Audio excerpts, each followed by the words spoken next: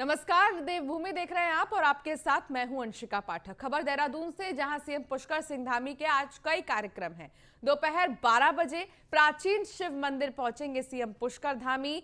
पंडित दीनदयाल उपाध्याय की जयंती के कार्यक्रम में वो हिस्सा लेंगे। दोपहर 12:45 पर सीएम कैंप कार्यालय पहुंचेंगे।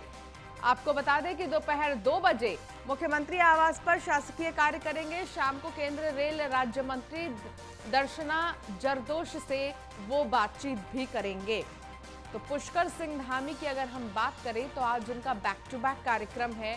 अलग अलग जगह वो जाएंगे, मुलाकात करेंगे। इतना ही नहीं, दोपहर 12:45 पर कार्यक्रम स्थल पहुंचेंगे। दोपहर 2 बजे मुख्यमंत्री आवास पर शासकीय कार्य वो करेंगे। तो मुख्यमंत्री पुष्कर सिंह धामी आज काफी व्यस्त रहने वाले हैं। शाम को केंद्रीय रेल राज्य मंत्री दर्शना जरदोश से वो वार्ता करेंगे। आज कई सारे कार्यक्रम हैं पुष्कर सिंह धामी के। शिव मंदिर भी जाएंगे, प्राचीन शिव मंदिर जाएंगे। पंडित दीनदयाल उपाध्याय की जयंती के कार्यक्रम में हिस्सा भी लेंगे पुष्कर सिंह धामी।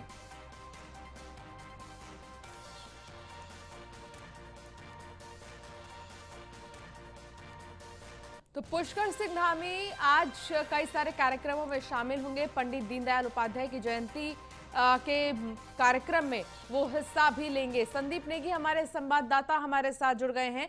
संदीप, आज पुष्कर सिंह धामी काफी ज्यादा व्यस्त रहने वाले हैं। पुष्कर सिंह धामी के बैक टू बैक कार्यक्रम हैं। सबसे बड़ी चीज तो ये कि पंडित दीनदयाल उपाध्याय की जयंती के कार्यक्रम में वो हिस्सा लेंगे। इसके बाद वो कहाँ जाएंगे, विस्तार से बताएं।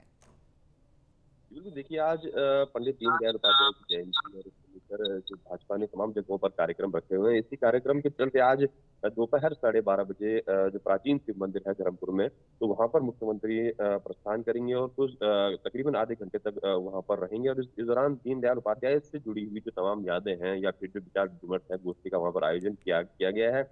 उसके बाद मुख्यमंत्री सीएम आवास जाएंगे, जहां पर जो शासकीय कार्य हैं लंबे समय से, जो कहीं ना कहीं जिस तरह से मुख्यमंत्री के दौरे लगातार होते रहे पूरे प्रदेश भर में, तो जो समय था वो कम था। लेकिन आज मुख्यमंत्री कहीं ना कहीं जो अपने शासकीय कार्य वहां पर सीएम आवास में निपटाएंगे। उसके बाद 4:30 बजे अगर मैं कहूँ तो फिर से जो कार्यक्रम है वो रखा गया है सीएम आवास में ही, जो जनता मिलन जो हॉल है वहां पर पंडित दीनदयाल उपाध्याय की जयंती को लेकर कार्यक्रम रखा गया है। तमाम पार्टी के लोग वहां पर मौजूद रहेंगे। इसके अलावा जो मंत्री हैं, कैबिनेट स्तर के जो मंत्री हैं, वो भी वहां पर मौजूद रहेंगे। तो कहीं ना कहीं एक बड़ा जो कार्यक्रम है वो वहां पर जरूर देखने को मिलेगा। तो शाम का 4:30 बजे का ये कार्यक्रम है। इससे पहले की अगर बात करूं तो सुबह से ही लगभग जो मुख्यमंत्री के जो तमाम सीएम आवास से लेकर हो या फिर जो बाहरी कार्यक्रम है वो लगातार जी। रखे हुए गए हैं। बड़ी बात मैं बता दूं कि जनता दर्शन हॉल में क्योंकि लगभग आम लोगों से वहां पर मिलना तय होता है, तो आम लोगों के लिए भी ये कहीं ना कहीं जनता दर्शन हॉल खोला गया है, क्योंकि वो लोग भी वहां पर आए। हालांकि पूरी तरह से सुरक्षा व्यवस्था अपने पुलिस ने वहां पर की हुई है। तो इस दौरान पार्टी से जुड़े हुए लोग इनके साथ साथ जो आम लोग हैं वो भी वहां पर आएंगे। लेकिन इससे पहले अगर शासकीय कार्यों की अगर बात करें तो क्योंकि पिछले दिनों से मुख्यमंत्री पुष्कर सिंह धामी की जो लगातार दौरे हुए हैं, रैलियां जिस तरह से चल रही थी, हर विधानसभा वार जो रैलियां चल रही थी, उस वजह से जो कई समय से जो शासकीय कार्य थे वो लंबित थे। तो उसको लेकर कहीं ना कहीं आज जो शासकीय कार्य तकरीबन 4 घंटे तक वो वहीं वहीं पर निपटाएंगे, सीएम आवास में निपटाएंगे, क्योंकि कल कैबिनेट में भी कई अहम प्रस्तावों पर मुहर लगी थी। तो लिहाजा आज उन्हीं का जो कहीं ना कहीं उन्हीं को आगे बढ़ाते हुए मुख्यमंत्री ये कार्य भी सीएम आवास में करेंगे जी। लेकिन संदीप नेगी, इन सब के बीच वो केंद्रीय रेल राज्य मंत्री से भी मुलाकात करेंगे, बातचीत करेंगे दर्शना जरदोश से। इसके पीछे के क्या मायने हैं, इसके पीछे के क्या स्ट्रेटजी है? बिल्कुल, देखिए शाम का वक्त जो है केंद्रीय रेल राज्य मंत्री वो वहां पर मिलेंगे। सीएम आवास में ही उनसे मिलने का समय रखा गया है, क्योंकि इस वक्त उत्तराखंड में जो पहाड़ी मार्गों पर रेल पटरी बिछाने की जो कवायद है वो लगातार चल रही है। ऋषिकेश से लेकर टनकपुर हो या फिर ऋषिकेश कर्णप्रयाग लाइन की बात करूं तो वहां पर लगातार जोरों शोरों से काम शुरू है। और मुख्यमंत्री पीएम मोदी के साथ साथ मुख्यमंत्री का भी ये ड्रीम प्रोजेक्ट है, तो इसको लेकर कहीं ना कहीं जो कार्य है वो लगातार जारी है। तो इसी संबंध में कहीं ना कहीं उनसे मुलाकात की जानी है कि आखिरकार किस गति से ये काम चल रहा है, क्योंकि 2022 तक इसकी समय सीमा रखी गई थी। तो इस पर कितना कार्य हुआ है, इस पूरे प्रकरण की जो जानकारी है मुख्यमंत्री रेल राज्य मंत्री को देंगे, और लगातार इस पर किस तरह से कार्य किया जाना है तो इसको लेकर भी कहीं ना कहीं वार्तालाप हो सकती है। और मैं आपको बता दूं कि तमाम ऋषिकेश से लेकर अन्य जगहों तक जिस तरह से रेल लाइन को लेकर जाने की बात की गई है, यानी कि जो पहाड़ को रेल लाइन से जोड़ने की बात की गई है, इन संबंध पर भी चर्चा हो सकती है जी। इसके अलावा मुख्यमंत्री जब सारे कार्यक्रम में जाएंगे तो उससे पहले प्राचीन शिव मंदिर जाने वाले हैं। ये कौन सा शिव मंदिर है और इसकी मान्यता क्या कुछ है, क्या जानकारी मिल रही है संदीप? बिल्कुल, देखिए प्राचीन शिव मंदिर है ये धर्मपुर में स्थित है, क्योंकि एक लंबे समय से यहाँ पर जो तमाम रूप से जो भी कार्यक्रम होते हैं, उन कार्यक्रमों में कहीं न कहीं जो बीजेपी हो या सरकार के जो तमाम जो नेता हैं वो लोग यहाँ पर प्रतिभाग करते हैं। तो एक बहुत ही खुशी का जो विषय होता है, तो लेकिन तो इसी वजह से जो भारतीय जनता पार्टी ने इस बार ये कार्यक्रम दीनदयाल उपाध्याय की जो जयंती है वो इस मंदिर में रखा है, क्योंकि सबसे बड़ी बात है कि इस मंदिर में तमाम लोग जो है वो हर दिन हजारों की संख्या में जो भीड़ होती है वो यहाँ पर आते हैं। तो लिहाजा इस कार्यक्रम को और भी मजबूती देने के लिए ये कार्यक्रम वहां पर रखा गया है। तो दोपहर 12:30 पर मुख्यमंत्री पुष्कर सिंह धामी वहां पर पहुंचेंगे। उनके साथ अन्य कैबिनेट मंत्री भी जरूर वहां पर आ सकते हैं। तो लिहाजा वहीं पर एक गोष्ठी का भी आयोजन वहां पर किया गया है। जो दीनदयाल उपाध्याय की जो जयंती उनके जो विचार हैं किस तरह से साझा किया जाए, क्योंकि एक भारतीय जनता पार्टी को बनाने में काफी अहम भूमिका, और या फिर संघ की बात करें तो एक अहम भूमिका उनकी भी रही थी जी। पंडित दीनदयाल उपाध्याय की जयंती को देहरादून में किस तरीके से मनाया जाएगा और फिर कहां-कहां पर कार्यक्रमों का आयोजन किया जाएगा? जी बिल्कुल, देखिए 2 कार्यक्रम फिलहाल मुख्यमंत्री के रखे हुए हैं, और हालाँकि इसकी अगर मैं बात करूँ तो बीजेपी की अगर बात करूँ तो बीजेपी अपने कार्यक्रम है वो कई जगहों पर कर रही है। लेकिन अगर मुख्यमंत्री पुष्कर सिंह धामी की अगर बात करें तो उनके लिए 2 महज कार्यक्रम जो प्रस्तावित रखे गए हैं। एक तो देहरादून के जो शिव मंदिर है धर्मपुर में, तो वो उस कार्यक्रम में प्रतिभाग करेंगे। महज आधे घंटे का उनका समय है वहाँ पर, आधे घंटे का समय उनको वहाँ पर रखा गया है। तो आधे घंटे में वहाँ पर वो प्रतिभाग करेंगे कार्यक्रम में, और उसके बाद जनता दर्शन हॉल वहाँ पर की अगर मैं बात करूँ तो शाम 4:30 बजे जो भव्य कार्यक्रम रखा गया है शाम को 4:30 बजे जनता दर्शन हॉल सीएम आवास में। तो वहाँ पर कहीं न कहीं जो और भी जो कैबिनेट मंत्री हैं वो वहाँ पर मौजूद रहेंगे। इसके अलावा जैसे कि मैंने आपको पहले बताया कि जो तमाम जनता है वो वहाँ पर मौजूद रहेगी, और उन्हीं के जो विचार है तो उन्हीं को वहाँ पर सभी के सामने रखा जाएगा। इस दौरान जो भाजपा के प्रदेश अध्यक्ष हैं मदन कौशिक हैं, वो वहाँ पर भी मौजूद रहने की उनकी भी सूचना आ रही है। ठीक तो है। और जो तमाम जो मंत्री हैं वो भी वहाँ पर कुल मिला के मौजूद रह सकते हैं जी। चलिए संदीप, बहुत शुक्रिया इस तमाम जानकारी के लिए। तो आपको बता दें कि देहरादून से एक और बड़ी खबर सामने आ रही है। बेरोजगारों को साधने में आम आदमी पार्टी अब जुट गई है। नैनीताल विधानसभा से रोजगार गारंटी यात्रा निकलेगी। रोजगार गारंटी यात्रा को बेरोजगार युवा दिखाएंगे हरी झंडी। इस यात्रा का आगाज कर्नल कोठियाल के नेतृत्व में होगा। 3 अक्टूबर तक रोजगार गारंटी यात्रा का पहला चरण है। तो रोजगार गारंटी यात्रा को बेरोजगार युवा हरी झंडी दिखाएंगे। आम आदमी पार्टी की तरफ से इस यात्रा का आयोजन किया जा रहा है। इस यात्रा का आगाज कर्नल कोठियाल के नेतृत्व में ही होगा। तो 3 अक्टूबर तक रोजगार गारंटी यात्रा का पहला चरण। बेरोजगारों को साधने में आम आदमी पार्टी जुट गई है। देहरादून में रोजगार की समस्या बहुत ज्यादा है और ऐसे में जितने भी बेरोजगार हैं उनको साध रही है आम आदमी पार्टी। नैनीताल विधानसभा से रोजगार गारंटी यात्रा निकालेगी। रोजगार गारंटी यात्रा को बेरोजगार युवा हरी झंडी दिखाएंगे। इस यात्रा का आगाज कर्नल कोठियाल के नेतृत्व में होगा। 3 अक्टूबर तक रोजगार गारंटी यात्रा निकाली जाएगी और आपको बता दें कि पहला चरण होगा। तो बेरोजगारों को साधने में आम आदमी पार्टी जुट गई है। बड़ी बात तो यह है कि देहरादून में आम आदमी पार्टी लगातार एक्टिव है और इससे पहले भी कई सारे सम्मेलन आम आदमी पार्टी कर चुकी है, कई यात्राएं निकाल चुकी है और उन यात्रा के जरिए एक संदेश देने की कोशिश है देहरादून की जनता को। एक बार फिर से रोजगार गारंटी यात्रा की शुरुआत भी आम आदमी पार्टी करने वाली है। तो रोजगार गारंटी यात्रा से संदेश देना चाहती है आम आदमी पार्टी कि अगर उनकी सरकार आएगी तो बेरोजगारी नहीं होगी।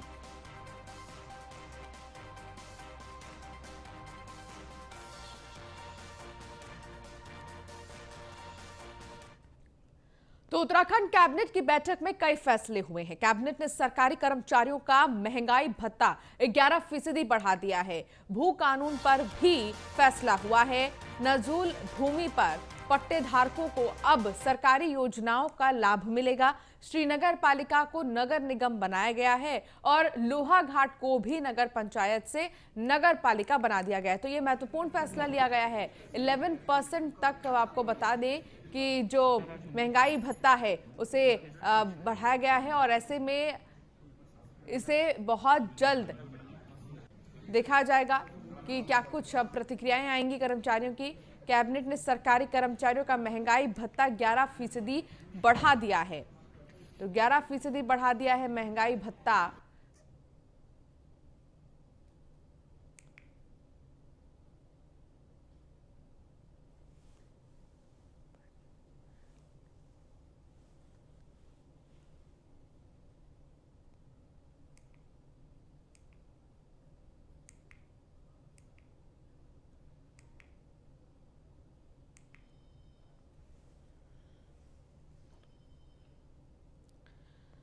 चलिए ग्राफिक्स के जरिए बताते हैं उत्तराखंड कैबिनेट में हुए फैसले आखिर क्या कुछ है। कर्मचारियों का महंगाई भत्ता 11% बढ़ा।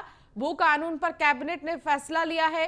श्रीनगर पालिका को बनाया गया नगर निगम। लोहाघाट को नगर पंचायत से बनाया गया नगर पालिका। नगला ग्राम पंचायत को बनाया गया नगर पालिका। टिहरी नरेंद्र नगर के तपोवन को बनाया गया नगर पंचायत। अस्पतालों का वर्गीकरण कर अब केवल 5 प्रकार के स्वास्थ्य केंद्र होंगे। चकबंदी सेवा नियमावली में संशोधन को मंजूरी मिली है।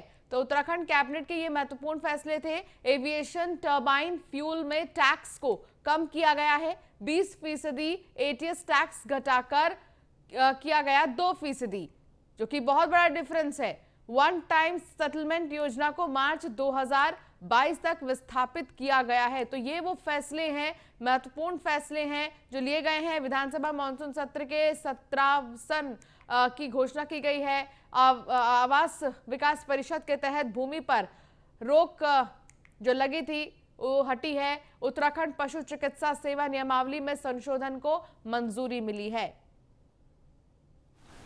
राज्य कर्मचारियों के लिए उनके हित में भारत सरकार की, जिससे भारत सरकार ने महंगाई भत्ते को 11% बढ़ाने का निर्णय लिया था, राज्य मंत्रिमंडल ने अपने राज्य के कर्मचारियों को भी, जो अभी तक कुल डीए 17% था, उसको बढ़ाकर 28% करने का निर्णय लिया। राज्य कर्मचारियों के लिए उनके हित में भारत सरकार की, जिससे भारत सरकार ने महंगाई भत्ते को 11% बढ़ाने का निर्णय लिया था, राज्य मंत्रिमंडल ने अपने राज्य के कर्मचारियों को भी, जो अभी तक कुल डीए 17% था, उसको बढ़ाकर 28% करने का निर्णय लिया। तो देहरादून में सीएम धामी आज मंत्री यशपाल आर्य के साथ मुलाकात करेंगे। सुबह 9 बजे मंत्री के आवास पर ये मुलाकात होगी। मुलाकात की वजह अभी साफ नहीं है कि आखिर ये मुलाकात क्यों हो रही है, किस लिए हो रही है, और सुबह 9 बजे मंत्री के आवास पर ही मुलाकात होगी। अब मुलाकात के बाद पता चल पाएगा कि आखिर इसके पीछे के मायने क्या कुछ है। सुदीप हमारे विशेष संवाददाता हमारे साथ जुड़ गए हैं। सुदीप, आखिर इस मुलाकात के मायने क्या है? यशपाल आर्य के साथ मुख्यमंत्री की ये मुलाकात को कैसे देखा जाए? सुबह 6-6:15 बजे ये जानकारी सीएम ऑफिस से सूत्रों ने दी है कि 9 बजे मुख्यमंत्री पुष्कर सिंह धामी कैबिनेट मंत्री यशपाल आर्य के यमुना कॉलोनी स्थित आवास पर जा रहे हैं। उनका नाश्ता आज का मुख्यमंत्री का कैबिनेट मंत्री यशपाल आर्य के साथ होगा। 2 चीजें अभी तक जो समझ में आ रही वो यह हो सकता है कि ये सामान्य शिष्टाचार मुलाकात हो। दूसरा, क्या हो सकता है मंत्री यशपाल आर्य कुछ नाराज चल रहे हो तो उनको मनाने सीधे उनके घर पहुंच रहे हो।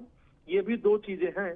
हालांकि ये मुलाकात के बाद और स्पष्ट हो जाएगा कि मुख्यमंत्री के सुबह नाश्ते पर मंत्री यशपाल आर्य के घर पहुंचने के पीछे की असल वजह क्या है, क्योंकि जिस तरीके से आनंद फानंद में प्रोग्राम बना उसको लेकर कई अलग अलग तरीके की चर्चाएं भी हैं।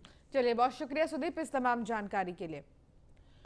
तो सीएम धामी मंत्री यशपाल आर्य के साथ मुलाकात करेंगे। हालांकि अभी और भी ज्यादा बातें साफ हो जाएंगी इस मुलाकात के बाद, क्योंकि 9 बजे ही ये मुलाकात होगी मंत्री के आवास पर ही, और उसके बाद देखना होगा कि आखिर किन चीजों को लेकर बात हुई है।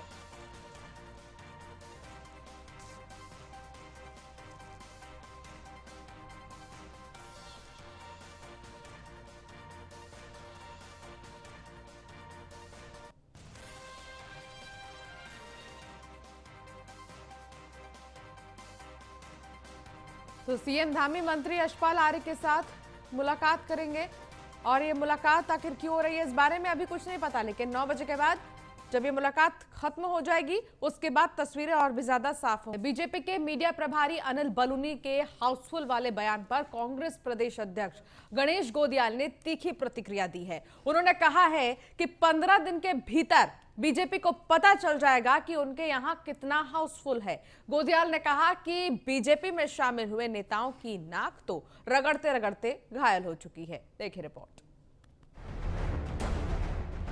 राज्यसभा सांसद और बीजेपी के राष्ट्रीय मीडिया प्रभारी अनिल बलूनी ने बड़ा बयान देकर उत्तराखंड की राजनीति में हलचल मचा दी है।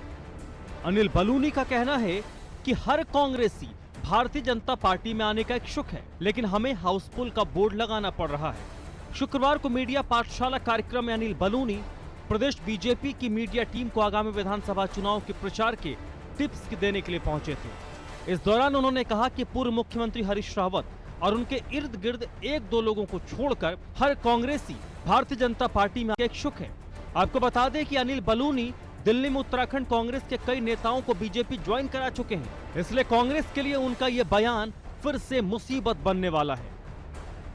कांग्रेस के अंदर अगर हरीश रावत जी और एक आध व्यक्ति को छोड़ दिया जाए तो सारे लोग भारतीय जनता पार्टी में आने के लिए ललायित है। हमको तो हाउसफुल का बोर्ड लगाना पड़ रहा है। हम कह रहे हैं भाई इतना नहीं ले पाएंगे, लेकिन हरीश रावत जी और उनके एक दो नजदीकी लोगों को छोड़ के प्रत्येक व्यक्ति भारतीय जनता पार्टी में आने के लिए उत्सुक है। हालांकि अनिल बलूनी के हाउसफुल वाले बयान पर कांग्रेस के प्रदेश अध्यक्ष गणेश गोदियाल ने पलटवार किया है। गोदियाल ने कहा है कि 15 दिन बाद सभी को पता चल जाएगा कि कौन सा हाउसफुल है और कौन सा खाली।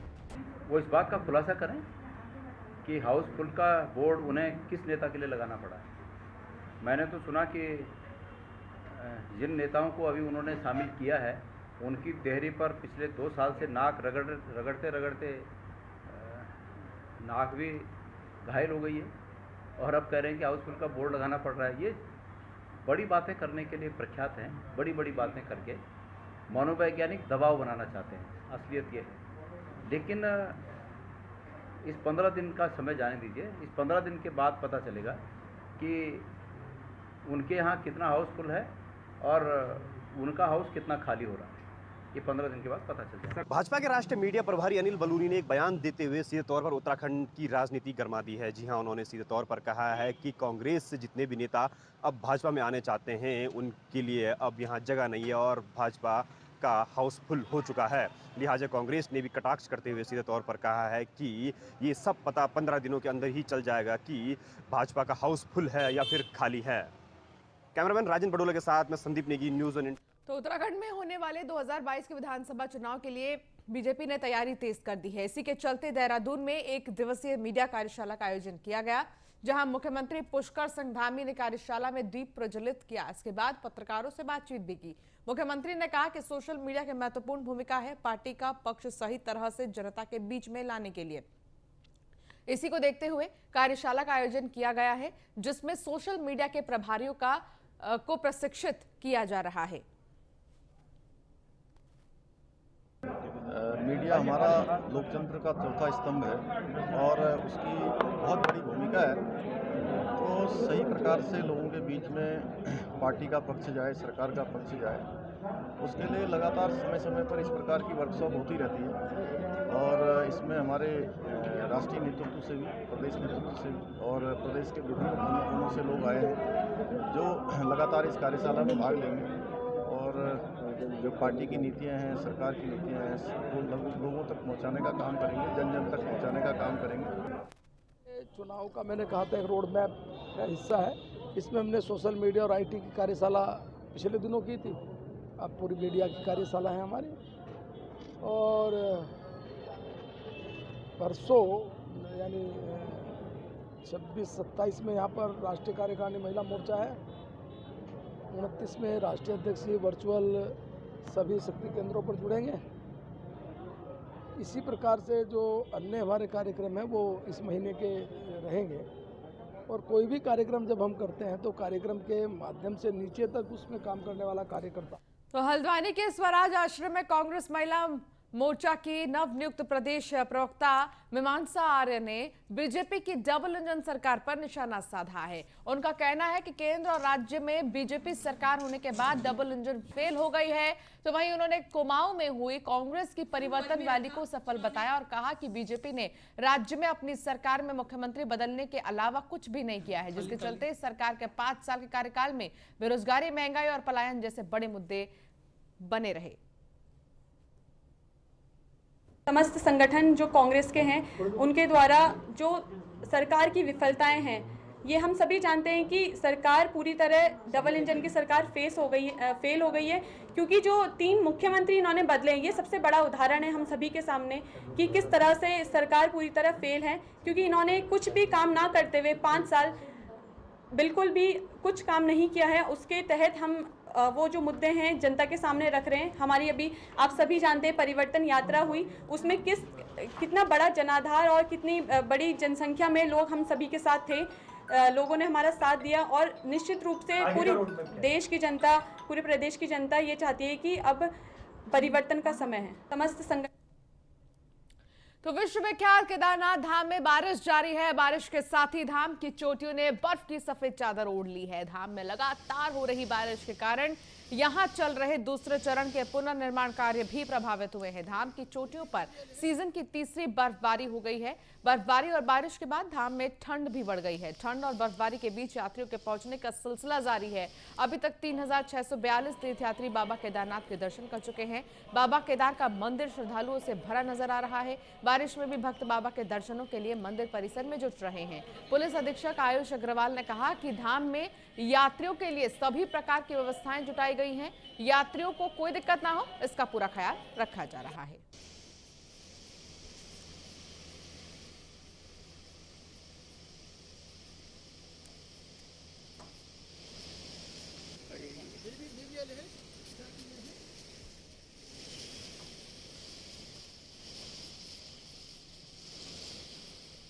और चलिए फिलहाल बुलेटिन में इतना ही। आप बने रहिए न्यूज़ 1 इंडिया के साथ। नमस्कार।